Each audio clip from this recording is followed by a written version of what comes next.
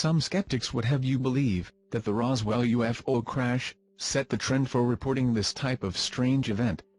But that's not true. Unidentified objects had been falling from the skies years before that. Here are 5 of the most intriguing cases. 5. Aurora, Texas, 1897. A good 50 years before the Roswell event started the craze, a large UFO allegedly crashed in the small town of Aurora, Texas. The object was silver in color and shaped like a cigar. According to an article published in the Dallas News, the UFO had been steadily losing altitude when it struck Judge Proctor's windmill. The explosion wrecked the windmill tower and scattered debris over several acres. The article also reported that a well had been also damaged in the crash, and its water tainted, leading the locals to bury it. Unfortunately for everyone, at the time of the crash, a spotted fever epidemic was wreaking havoc in the area, so the event quickly faded out of view. Another interesting aspect is that in 1945, Judge Proctor's property was bought by Brawley and Etta Oates. The entire Oates family began suffering serious health problems because they had redug the well. Before her death, Etta became convinced the water was radioactive. 4. Indian Ocean, September 1862. This unusual incident was reported in the May 2, 1897, issue of the Houston Daily Post, and centered around a story told by one of the few men who had survived to tell the story, a Dutch sailor. He had been part of the crew aboard a ship called Christine. In the autumn of 1862, following a storm in the Indian Ocean, the ship sank. The crew members who had been lucky enough to survive suddenly found themselves on a small, deserted island, completely devoid of life. While on the island, they witnessed an extraordinary event. A giant UFO fell from the sky, crashing into a jagged cliff.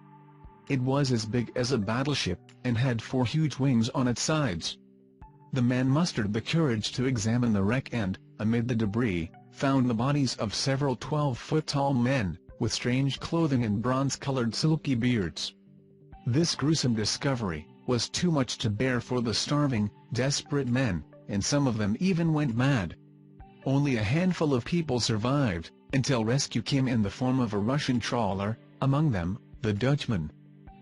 While this might be nothing more than a sailor story, it makes for a very interesting one nonetheless. 3.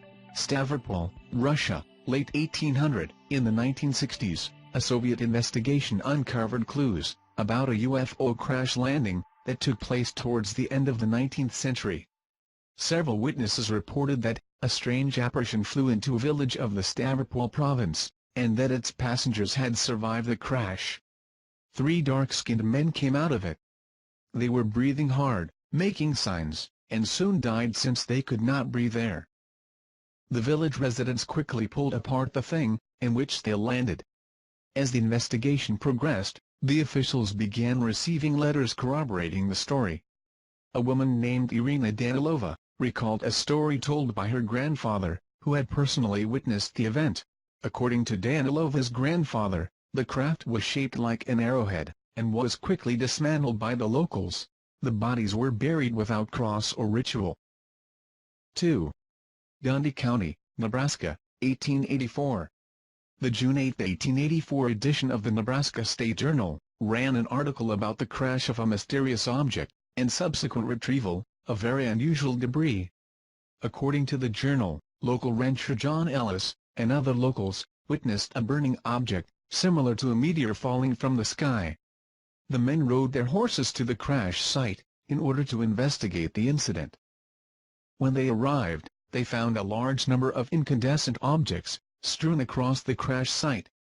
The objects were so hot, and burned so bright, that none of the men dared approach them. The ranchers resolved to come back the following day. When they returned, the men noticed the objects were, in fact, mechanical parts resembling gears, wheels and propeller blades.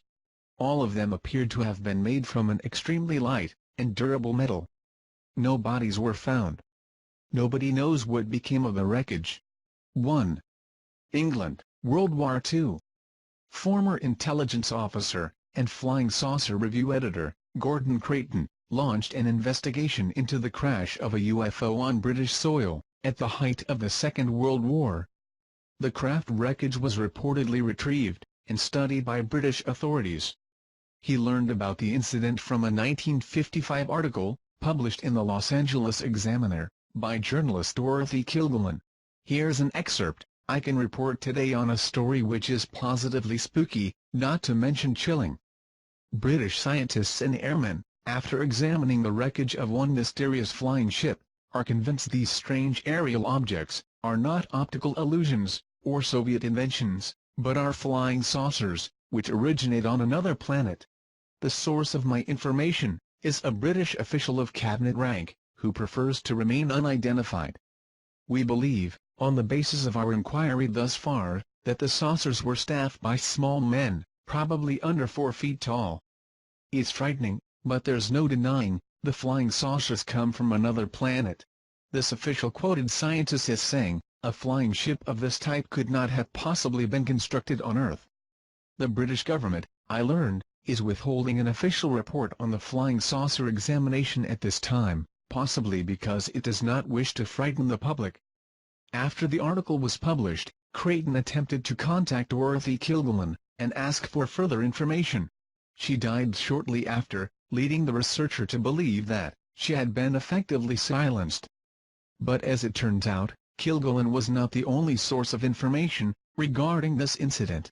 Brazilian UFO researcher Olavo T. Fontes also claimed to found out about this retrieval from sources inside Brazil's naval intelligence, but had only sparse details.